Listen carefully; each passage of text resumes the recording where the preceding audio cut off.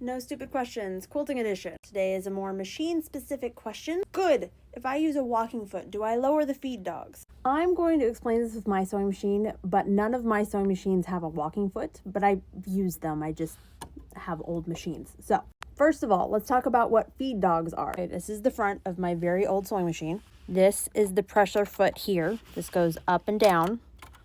Okay, so you put it down when you want to sew, and you see how it's covering that part at the bottom. These thingies down here that feel rough, and they're sort of like serrated, grabby, kind of like teeth, those are feed dogs. When you press your machine to go, those feed dogs move.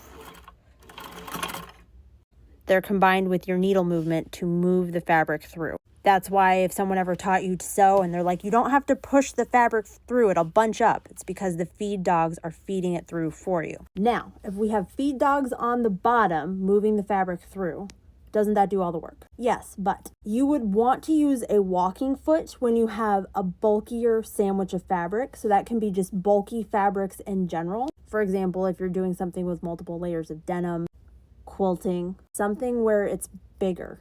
Because what the feed dogs do is it feeds the fabrics through the bottom, but it doesn't feed the fabrics through the top. That's what the walking foot does. It helps feed the fabrics through, and the foot literally goes sort of like this. It doesn't like hop or anything. It acts as top feed dogs. So you have it feeding the fabric through at a more even rate. Because if you don't have that top feed dog and bottom feed dog action, you can have your quilt sandwich start to go like this, because the bottom will be caught by the feed dogs, but the top has nothing pushing it through.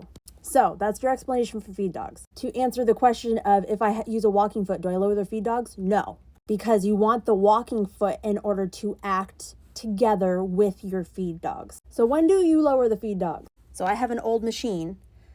I love her. We love her.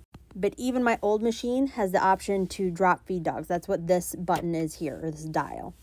Normal means feed dogs are going. Silk means that it's not going as much. And darning means that we're dropping feed dogs entirely. That's one of the things that's interesting to me about the old machines. It's giving you when you would drop feed dogs or have less feed dog pressure.